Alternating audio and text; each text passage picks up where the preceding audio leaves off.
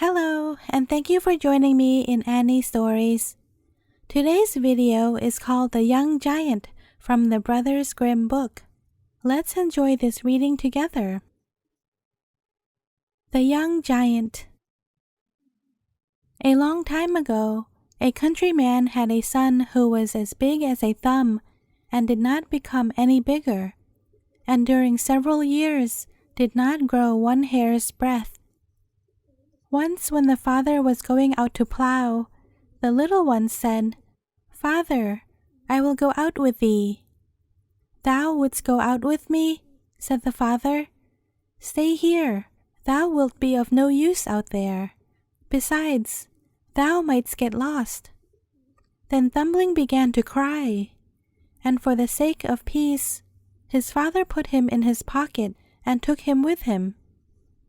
When he was outside in the field, he took him out again and set him in a freshly cut furrow. While he was there, a great giant came over the hill. "Dost thou see that great monster?" said the father, for he wanted to frighten the little fellow to make him good. "He is coming to fetch thee." The giant, however, had scarcely taken 2 steps with his long legs before he was in the furrow. He took up little Thumbling carefully with 2 fingers, examined him, and without saying one word, went away with him. His father stood by, but could not utter a sound for terror, and he thought nothing else but that his child was lost, and that as long as he lived he should never set eyes on him again. The giant, however, carried him home, suckled him, and Thumbling grew and became tall and strong after the manner of giants. When 2 years had passed, the old giant took him into the forest, wanted to try him, and said, "Pull up a stick for thyself." Then the boy was already so strong that he tore up a young tree out of the earth by the roots. But the giant thought, "We must do better than that," took him back again, and suckled him 2 years longer. When he tried him, his strength had increased so much that he could tear an old tree out of the ground. That was still not enough for the giant.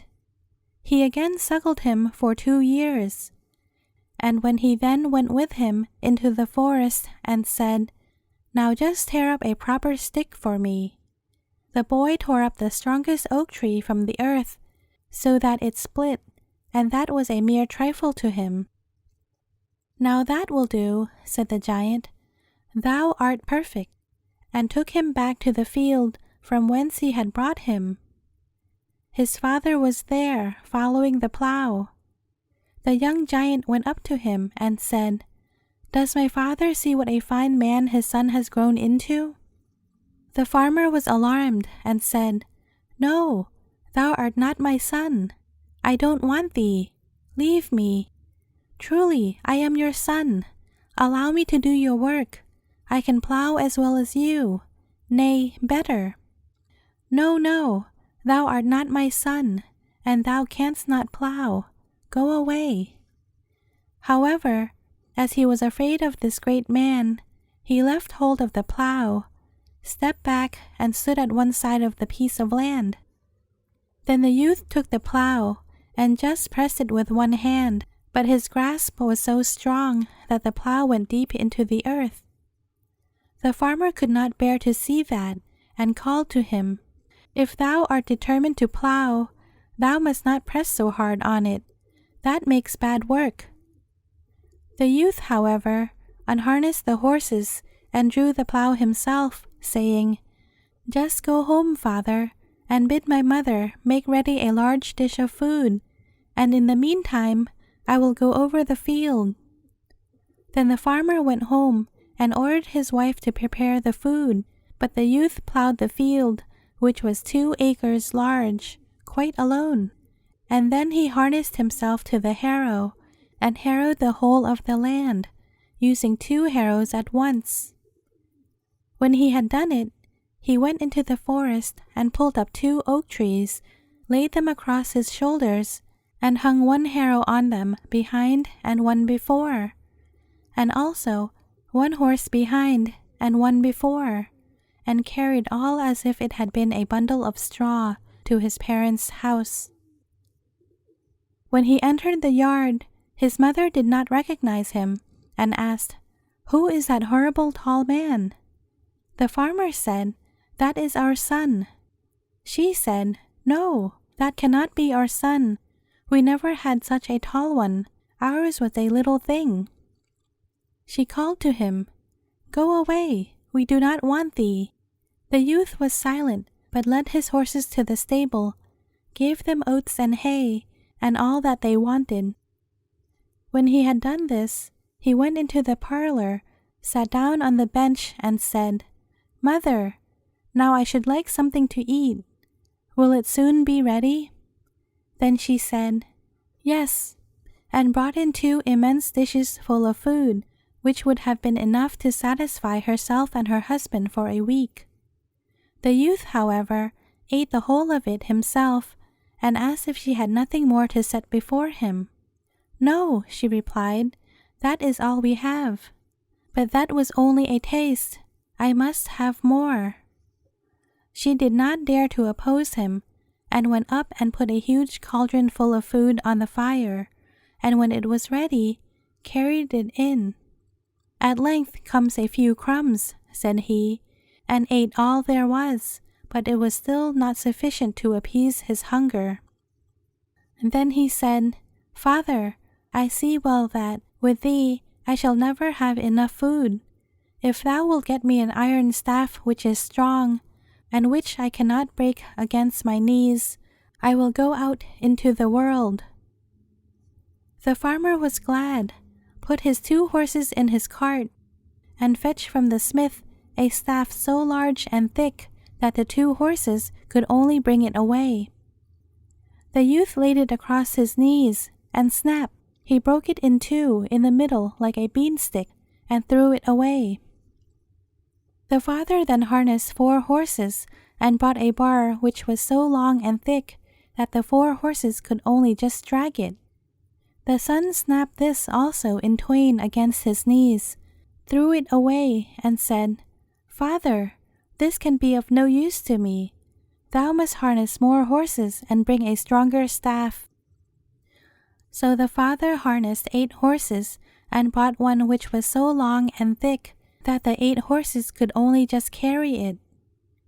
When the son took it in his hand, he broke a bit from the top of it also, and said, "Father, I see that thou wilt not be able to procure me any such staff as I want.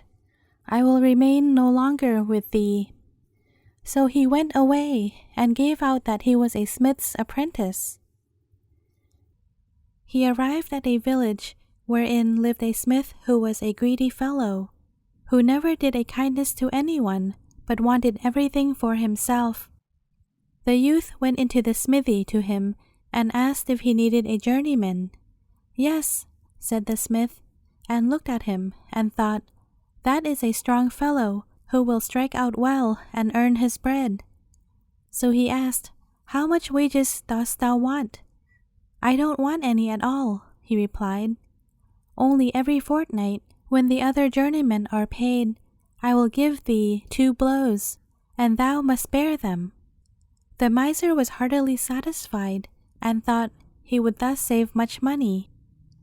Next morning, the strange journeyman was to begin to work, but when the master brought the glowing bar, the youth struck his first blow. The iron flew asunder, and the anvil sank so deep into the earth that there was no bringing it out again. Then the miser grew angry and said, "Oh, but I can't make any use of thee. Thou strikest far too powerfully. What wilt thou have for the 1 blow?" Then said he, "I will only give thee quite a small blow. That's all." And he raised his foot and gave him such a kick that he flew away over 4 loads of hay. Then he sought out the thickest iron bar in the smithy for himself, took it as a stick in his hand, and went onwards. When he had walked for some time, he came to a small farm, and asked the bailiff if he did not require a head servant. "Yes," said the bailiff, "I can make use of one. You look a strong fellow who can do something. How much a year do you want as wages?" He again replied that he wanted no wages at all, but that every year he would give him 3 blows, which he must bear. Then the bailiff was satisfied, for he too was a covetous fellow. Next morning, all the servants were to go into the wood, and the others were already up, but the head servant was still in bed. Then one of them called to him, "Get up, it is time. We are going into the wood, and thou must go with us."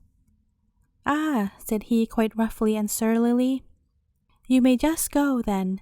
I shall be back again before any of you." Then the others went to the bailiff and told him that the head servant was still lying in bed, and would not go into the wood with them. The bailiff said they were to awake him again, and tell him to harness the horses. The headman, however, said as before, "Just go there. I shall be back again before any of you." And then he stayed in bed 2 hours longer. At length he arose from the feathers, but first he got himself 2 bushels of peas from the loft, made himself some broth with them, ate it at his leisure, and when that was done, went and harnessed the horses and drove into the wood. Not far from the wood was a ravine through which he had to pass, so he first drove the horses on, and then stopped them, and went behind the cart, took trees and brushwood, and made a great barricade, so that no horse could get through. When he was entering the wood, the others were just driving out of it with their loaded carts to go home. Then he said to them, "Drive on, I will still get home before you do." He did not drive far into the wood, but at once tore 2 of the very largest tree of all out of the earth, threw them on his cart, and turned round. When he came to the barricade, the others were still standing there, not able to get through. "Don't you see," said he, "that if you had stayed with me, you would have got home just as quickly, and would have had another hour's sleep?" He now wanted to drive on, but his horses could not work their way through, so he unharnessed them, laid them at the top of the cart, took the shafts in his own hands, and drew it over, and he did this just as easily as if it had been laden with feathers. When he was over, he said to the others, "There, you see, I have got over quicker than you," and drove on, and the others had to stay where they were. In the yard, however, he took a tree in his hand, showed it to the bailiff, and said, "Isn't that a fine bundle of wood?" Then said the bailiff to his wife, "The servant is a good one. If he does sleep long, he is still home before the others." So he served the bailiff a year, and when that was over, and the other servants were getting their wages, he said it was time for him to have his too. The bailiff, however, was afraid of the blows which he was to receive, and earnestly entreated him to excuse him from having them. For rather than that, he himself would be head servant, and the youth should be bailiff. "No," said he, "I will not be bailiff. I am head servant, and will remain so, but I will administer that which we agreed on." The bailiff was willing to give him whatsoever he demanded, but it was of no use. The head servant said no to everything. Then the bailiff did not know what to do, and begged for a fortnight's delay, for he wanted to find some way to escape. The head servant consented to this delay. The bailiff summoned all his clerks together, and they were to think the matter over and give him advice. The clerks pondered for a long time, but at last they said that no one was sure of his life with a head servant, for he could kill a man as easily as a midge, and that the bailiff ought to make him get into the well and clean it, and when he was down below, they would roll up one of the millstones which was lying there, and throw it on his head, and then he would never return to daylight. The advice pleased the bailiff, and the head servant was quite willing to go down the well. When he was standing down below at the bottom, they rolled down the largest millstone and thought they had broken his skull, but he cried, "Chase away those hens from the well. They are scratching in the sand up there and throwing the grains into my eyes so that I can't see." So the bailiff cried, "Shoo, shoo," and pretended to frighten the hens away. When the head servant had finished his work, he climbed up and said, "Just look what a beautiful necktie I have on." And behold, it was a millstone which he was wearing round his neck. The head servant now wanted to take his reward, but the bailiff again begged for a fortnight's delay. The clerks met together and advised him to send the head servant to a haunted mill to grind corn by night, for from thence as yet no man had ever returned in the morning alive. The proposal pleased the bailiff. He called the head servant that very evening and ordered him to take 8 bushels of corn to the mill and grind it that night, for it was wanted. So the head servant went to the loft, put 2 bushels in his right pocket and 2 in his left, and took 4 in a wallet, half on his back and half on his breast, and thus laden went to the haunted mill. The miller told him that he could grind there very well by day, but not by night, for the mill was haunted, and that up to the present time whosoever had gone into it at night had been found in the morning lying dead inside. He said, "I will manage it. You just go away to bed." Then he went into the mill and poured out the corn. About 11 o'clock, he went into the miller's room and sat down on the bench. When he had sat there a while, a door suddenly opened and a large table came in, and on the table wine and roasted meats placed themselves, and much good food besides. But everything came of itself, for no one was there to carry it. After this, the chairs pushed themselves up, but no people came, until all at once he beheld fingers, which handled knives and forks and laid food on the plates, but with this exception he saw nothing. As he was hungry and saw the food, he too placed himself at the table, ate with those who were eating, and enjoyed it. When he had had enough, and the others also had quite emptied their dishes, he distinctly heard all the candles being suddenly snuffed out, and as it was now pitch dark, he felt something like a box on the ear. Then he said, "If anything of that kind comes again, I shall strike out in return." And when he had received a second box on the ear, he too struck out, and so it continued the whole night. He took nothing without returning it, but repaid everything with interest, and did not lay about him in vain. At daybreak, however, everything ceased. When the miller had got up, he wanted to look after him, and wondered if he were still alive.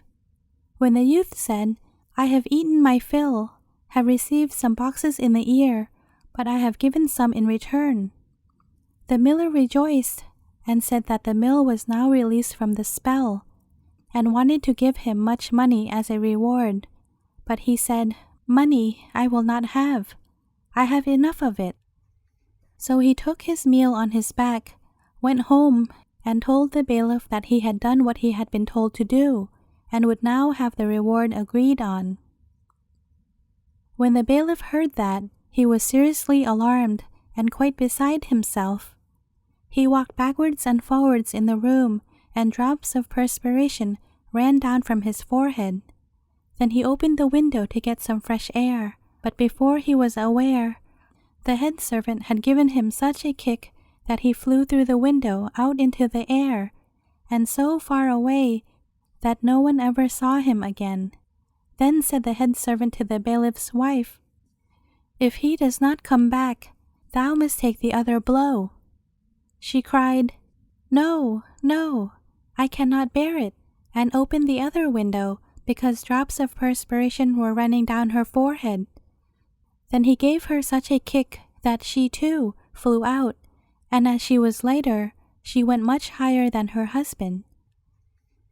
Her husband cried, "Do come to me." But she replied, "Come thou to me, I cannot come to thee." They hovered about in the air and could not get to each other, and whether they are still hovering about or not, I do not know. But the young giant took up his iron bar and went on his way. The end. Thank you for listening. If you enjoyed this reading, do give it a like and share it with your friends and family, and I'll see you again tomorrow with another story.